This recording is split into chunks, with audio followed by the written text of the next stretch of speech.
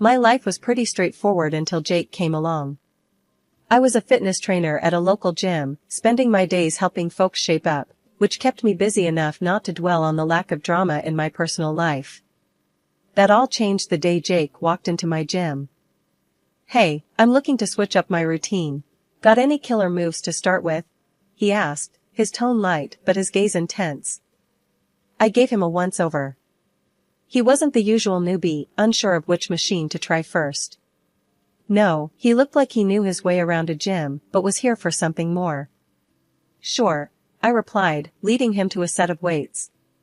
"Let's see what you've got."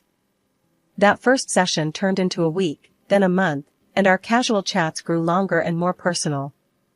Jake owned a small family restaurant, famous for its authentic Italian dishes. "It's all about the sauce," he'd say, "and nobody makes it like my mom." He talked about his mother with a mix of admiration and frustration, a combo that hinted at deep family ties. One afternoon, as we wrapped up a particularly intense workout, he caught me off guard. "Listen, Emily, I've been thinking. How about dinner at my place? You can meet my mom and try that sauce I keep bragging about." I hesitated, more out of surprise than disinterest. "Yeah, why not? I'm curious if it's as good as you claim." Dinner was cozy, the food incredible, and the company surprisingly comfortable. His mother, Anna, was all warm smiles and hearty laughs, though her eyes seemed to size me up with every glance. His younger sister, Sophia, dropped by too, her presence more prickly, her words sharp and quick. "So, Emily, Jake tells us you're quite the fitness guru," Sophia said, a smirk playing on her lips as she eyed the muscles I worked hard to build. "Ever deal with hopeless cases, or do you just make the fit fitter?" I chuckled, taking her jab in stride. "I believe everyone has potential. It's all about finding the right motivation." Jake was a constant during those early days, always showing up at the gym at the same time, always finding a reason to talk a little longer. "You know, I never believed in fate or any of that stuff," he confessed one evening as we closed up the gym together. "But meeting you? Maybe I was wrong." His words were a mix of rough charm and clumsy sincerity. It was refreshing, and despite the nagging voice in my head warning me to take it slow, I found myself falling for him. Hard and fast, like a rookie taking on too much weight without a spotter. One chilly evening, as we walked to our cars, he stopped and faced me, his expression serious. "Emily, I'm not good at this fancy talking, and I don't have a smooth line to throw your way. But I like you, a lot. What do you say we make this official?" It was abrupt and straightforward. No games, no dancing around the subject. That was Jake, direct and all in. I smiled, my heart hammering in my chest. "I say, yes. Let's see where this goes." And just like that, I was no longer just the fitness trainer at the local gym. I was Jake's girlfriend, and soon enough, his wife. Moving into Jake's mom's house right after we got married wasn't exactly what I had pictured for our happily ever after. Jake told me it was important to him because of his family ties, but living with his mom, Anna, and his sister, Sophia, was tough from the start. They didn't hide their displeasure about me joining the family, and things got tenser day by day. The house was always bustling, and somehow I ended up with more than my fair share of chores. After long hours at the gym, I'd come home to an endless list of tasks. The old washing machine was a nightmare. It broke down so often that I half joked it had something personal against me. But nobody else seemed to notice or care, especially not Anna or Sophia. I remember one evening after dinner, I was trying to fix that blasted machine again, and I could hear them in the kitchen. "She doesn't even know what she's doing," Sophia laughed, not bothering to lower her voice. "Watch, she'll flood the basement next." Their laughter echoed down the hallway, stinging more than I wanted to admit. I bit my tongue, focusing on the task at hand. It wasn't just the washing machine, it was everything. From cooking to cleaning, my efforts were just another source of entertainment for them. Cooking was the worst. Italian cuisine was sacred in this house, and my attempts were apparently blasphemous.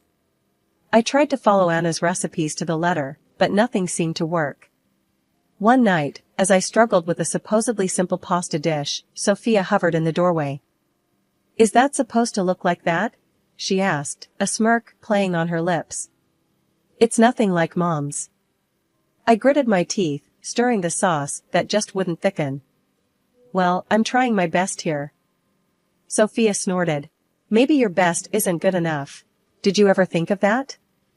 I wanted to snap back, to defend myself, but what was the point? It wouldn't change anything. Jake, whenever he was around, seemed to shrink a little more each time his sister or mother criticized me. He never stood up for me, his silence was as loud as their laughs. "Hey, Emily, just leave it," Jake would say quietly later, trying to avoid any confrontation. "It's not worth it." Dinner times were an ordeal.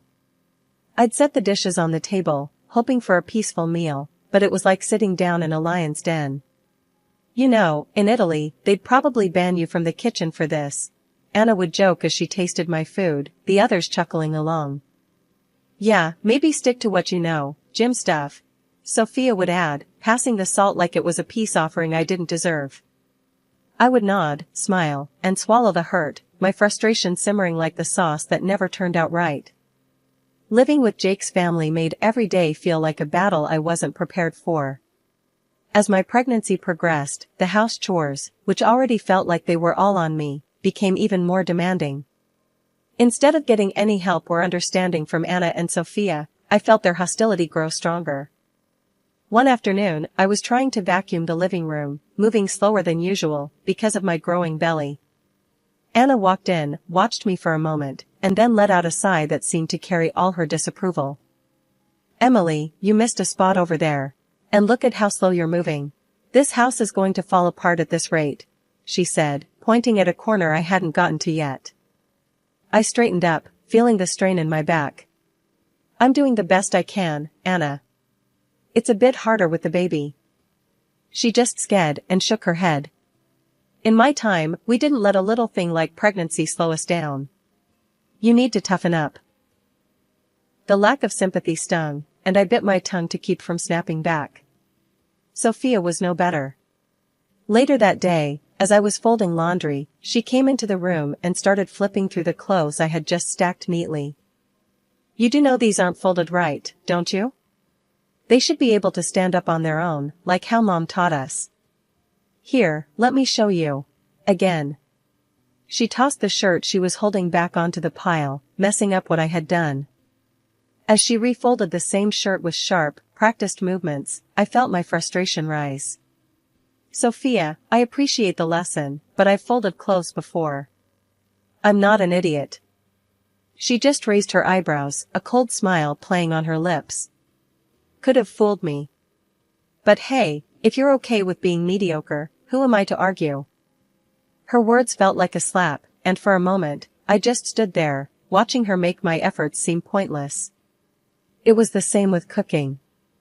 Every meal I attempted was met with criticism or outright laughter, especially if I tried to make anything Italian. One evening, I decided to try again, making a simple pasta dish I thought I had mastered. I was stirring the pot when Sophia walked into the kitchen. "What's that supposed to be?" she asked, peering into the pot with a skeptical look. "It's spaghetti carbonara. I thought it might be nice for dinner," I said, hoping for a change in her usual harsh tone. She took a fork, twirled some pasta onto it, and tasted it with an exaggerated expression of disgust. "Nice? This is what you call nice? I wouldn't feed this to the dog. It's all wrong." I slammed the pot's lid down a little harder than necessary. "Well, it's what's for dinner, so if you don't like it, you're welcome to make something else." The tension in the house grew every day, and Jake's absence didn't help. He was always at the restaurant, always busy, and when he was home, he avoided any conflict. Whenever I tried to talk to him about how his sister and mother were treating me, he'd just sigh and say something like, "I know it's tough, Emily, but try to hang in there. They'll warm up to you eventually. Just give it time." After giving birth to my son, I hoped things might get better, but the reality was just the opposite. I had gained a good amount of weight during pregnancy, which became the new source of their mockery. "Look at how much she's eating. Anna would laugh as I tried to nourish myself for breastfeeding. Are you feeding a child or a small army? One day, while I was nursing my son in the living room, I heard Sophia mimic a cow's moo from the kitchen.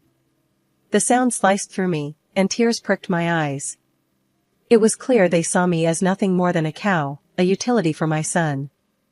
I reached my breaking point after the mocking, and the cold treatment at home became too much. I needed something for myself, a space where I wasn't just the criticized daughter-in-law or the underappreciated wife. That's when I decided to start my own YouTube channel and Instagram page. One morning, while Jake was at the restaurant and Sophia was out shopping, I set up my old camera in the corner of our cramped guest room, my new makeshift gym. I'm doing this, I muttered to myself, adjusting the angle. For me, not for them. I started recording simple workout videos, ones that could be done at home, especially appealing to moms like me who couldn't always hit the gym. It felt awkward at first, talking to a camera, pretending I was speaking to an audience who cared about what I had to say. But soon, it became my refuge. The first few videos were clumsy, my commentary stilted. Hey everyone, it's Emily here, bringing you a quick 10-minute workout perfect for busy moms. Let's get started. My follower count started to grow, and with it, my confidence. I invested in a better camera, learned a bit about lighting and editing from online tutorials. My little project was turning into something real, something entirely mine. One afternoon, I was recording a new video, a low-impact cardio sequence, when Sophia barged into the room. What the hell are you doing? She snapped, her eyes darting from the camera to me. You turning our home into your personal TV show now? I paused the recording, my heart pounding not from the exercise, but from the confrontation. Yes, I am actually. It's something important to me. I need something of my own, Sophia. She scoffed, looking around with disdain. You think you're some kind of star? Please, get over yourself, Emily. The words hurt, but I was getting better at handling her barbs. Well, it's not like I have your approval for anything else around here. I might as well do one thing I enjoy. Sophia rolled her eyes and stormed out, but I didn't stop the camera for long. I resumed my session, my voice stronger than before. As my digital presence grew, so did the opportunities. Brands started reaching out to me, offering to send free products for me to use in my videos. Then came the offers for sponsored posts. The first time a brand offered me money to feature their product, I was in disbelief. I can't believe they're paying me for this, I said to Jake over dinner one night, trying to share my excitement. That's great, Emily, he said, though his tone was distracted, his mind on his restaurant troubles. Just keep it quiet, okay? Mom and Sophia don't need to know about this. As I turned back to the dishes, a notification pinged on my phone. Another comment, another follower, another step away from the disdain and towards something beautifully ordinary, but all mine. You're doing amazing, Emily. Thanks for sharing your journey, the comment read. My channel wasn't just a hobby anymore, it was a budding business, pulling in more cash than Jake's struggling restaurant. Soon, I was handing him $2,000 a month to cover the house bills, making it look like his contribution. Despite my success, Anna and Sophia still treated me like a freeloader. She does nothing around here, just prances about making her silly videos. Anna would snipe when she thought I was out of earshot. Sophia was no better, echoing her mother's sentiments and adding her own barbs about how I should be doing more housework like a real woman. Then Jake's restaurant hit a rough patch. He came to me, looking more worn than I'd seen him in months. The restaurant needs a cash injection badly. Can you help out? His eyes were pleading. I didn't hesitate, transferring $10,000 for what he called urgent developments. He was thankful, genuinely so, but it wasn't long before he was asking for more. Just another $5,000 for the bills this month, he said softly, almost ashamed. I agreed, because I could afford it, and because he was still the father of my son, who he absolutely adored. But deep down, I felt the imbalance growing, not just in our finances, but in our relationship too. Life at Jake's family home was always strained, but it turned unbearable when Sophia got married and brought her husband, Mark, to live with us. The house was packed, and any semblance of privacy or peace I had carved out for myself and my son vanished overnight. Anna, never one to mince words, started calling me lazy and a parasite right to my face. "You do nothing around here," she'd snap as I tried to manage my online work while keeping an eye on my son. "Just taking up space." It didn't help that Sophia was now expecting her first child, and Anna made it clear they needed more room, implying that my son and I were in the way. "Soon, there'll be another baby in the house, and we can't have freeloaders taking up space," Anna declared one evening, her eyes darting pointedly in my direction. The atmosphere grew colder, and then, as if things couldn't get any worse, Jake announced he had to leave town for a few weeks to handle some urgent matters with his restaurant in another city. He packed up and left, kissing me and our son goodbye, oblivious to the storm he was leaving behind. I tried to keep things normal, taking my son to school and continuing with my videos in the park. But the day everything truly fell apart was like any other until it wasn't. After picking up my son from school, we walked back home, chatting about his day, only to find our belongings, suitcases, bags of clothes, and even my son's toys, piled up outside the front door. Confused and heartbroken, I rang the doorbell, only to be greeted by the cold faces of Anna and Sophia through the window. They opened the door just a crack, enough to speak, but not enough to let us in. "You need to find somewhere else to stay," Anna said, her voice harsh and unwavering. "What are you talking about? What about Jake? What will I tell him?" I demanded, my voice rising in panic and anger. Sophia laughed, a cruel, cutting sound. "Tell him whatever you want. He's not here to care, is he?" I tried calling Jake, but my calls went unanswered, sinking me deeper into a mix of despair and fury. With no other options, I gathered our things and managed to get us a room at a nearby hotel. Sitting there, in that impersonal room with my confused and upset son, I felt a shift inside me. This wasn't just a temporary retreat, it was a forced eviction from a life I could no longer tolerate. I had just finished unpacking our essentials when my phone pinged with a new message. It was from Sophia, which was odd because we hardly communicated directly, especially not since the fallout. Her message was shockingly cheerful. "Thought you might want to see what your beloved husband has been up to," accompanied by a link. Curiosity piqued and anxiety tightening in my chest, I clicked the link. It redirected me to a social media page filled with photos of Jake, photos that showed him not on some urgent business trip as he claimed, but enjoying cozy dinners and walks on the beach with another woman. The timestamp on the latest photo, just yesterday. I sat there, numb, the phone slipping slightly from my hand as the realization hit me. He wasn't just away on business, he was living a whole other life without us.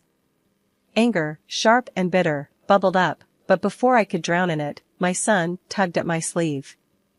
"Mommy, are you okay?" His small voice, filled with concern, pulled me back from the edge. I forced a smile, scooping him up into my arms. "Yeah, buddy, I'm okay. Just a little tired, that's all." I sat there, staring at the screen, a mix of anger and betrayal coursing through me. All this time, I had been the financial backbone for his failing restaurant and for his family, who had just thrown me and my son out like yesterday's garbage. And here he was, living a double life at my expense. Over the next week, my phone was incessantly buzzing with calls from Jake. When I finally answered, his voice was laced with feigned concern. "Emily, where are you guys? I heard about what happened. You should come back. We have bills to sort out, and the restaurant needs more funding." His words made my blood boil, but I kept my tone neutral. "Sure, Jake. We can discuss it. I'll come by tomorrow." "Great, I really think it's best to handle these things in person," he replied, sounding relieved. Hanging up, I felt a cold determination settle over me. He had no idea that I knew about his affair, or that I had no intention of playing the forgiving wife who footed his bills. Tomorrow's meeting would be a turning point, and I was ready for it. Dropping my son off at school that morning felt like the calm before the storm. As I drove to my mother-in-law Anna's house, where I knew Jake, Anna, and my pregnant sister-in-law, Sophia, would be waiting, my stomach churned with nerves and resolve. When I arrived, Jake was obviously relieved and maybe even a bit happy to see me, unlike Anna and Sophia, whose faces were marked with discontent. Without wasting any time, I pulled out the divorce papers from my bag and handed them to Jake. His shock was palpable, his eyes widening as he scanned the documents. Anna and Sophia couldn't contain their initial reactions and began to smile, thinking this was their victory. That smile quickly faded when I addressed them. Don't be too quick to celebrate. You've been living off my efforts all this time. Jake's face fell as he admitted to them. The restaurant isn't doing well. It hasn't been for a long time. The revelation sparked immediate outrage from Anna and Sophia. They turned on him, their earlier glee replaced with anger as they scolded him for keeping them in the dark and for losing what they considered their financial safety net, me. Sophia, ever the brazen one, sneered at me. Well, since Jake makes less than you, he'll just have to file for alimony. How's that for justice? Jake perked up at this, nodding eagerly, as if it were some sort of twisted victory. I almost laughed at the absurdity. That's where you're wrong, Sophia. And Jake, I continued, turning to face him squarely. You won't see a cent for alimony. I know about the affair. The color drained from his face. How did you? Your sister sent me everything. Pictures, dates, places, I said, pointing to Sophia, whose face turned a shade paler. Thanks to her, I have all the evidence I need. What followed was a furious back and forth among them, a mess of accusations and denials. I let them drown in their quarrel for a moment before speaking up again. I'm also taking back everything I paid for. Every appliance, every piece of furniture. Their arguing ceased as the reality of the situation hit them. I had already arranged for movers, and as they began hauling away the refrigerator, the washing machine, the flat-screen TV, and even the fancy blender I had bought last Christmas, Anna and Sophia watched, their faces streaked with tears and disbelief. You can't do this. We need those things. Anna cried out, her voice breaking. I did do this, and I need them too, I replied, my voice steady but not unkind. The movers continued their work, clearing out nearly half of what filled their home. As I watched them take away the last of the items, a weight lifted off my shoulders. I was no longer tied to this house, these people, or their deceit. I turned back to see Jake, who now looked small and defeated, his dreams of easy money evaporating. Take care of your sister and your mother, Jake. That's your job now, I said, not unkindly, before turning to leave. As I walked away, I knew that this was more than just a physical departure. It was my final step out of their manipulative grasp, a move towards reclaiming my life and securing a better future for my son and myself. After everything, the divorce was more of a relief than a burden. I filed for compensation due to Jake's infidelity and secured alimony for our son. My lawyer handled everything, making the process as smooth as possible under the circumstances. Life changed dramatically for Jake's family too. His restaurant, unable to stay afloat without my financial support, finally went bankrupt. The family house was sold off to cover debts, a stark testament to their unsustainable lifestyle. Meanwhile, Anna and Sophia, left scrambling, tried reaching out to me, their messages a mix of apologies and pleas for help. But after everything, I couldn't let myself be pulled back into their chaos. I blocked their numbers without a second thought. Sophia's husband left her, and now the whole lot of them, Jake, his mom, his sister, and her child, live crammed into a small rented apartment. It's a tough situation, but one they brought upon themselves. In contrast, life for me and Alex is looking up. We've settled into a nice rhythm in our own rented apartment, a cozy place that feels more like home every day. My YouTube channel and Instagram page have really taken off, resonating with women, especially new moms who are trying to find their way back to fitness. Seeing the positive impact of my work has inspired a new idea, launching online fitness courses specifically tailored for postpartum women.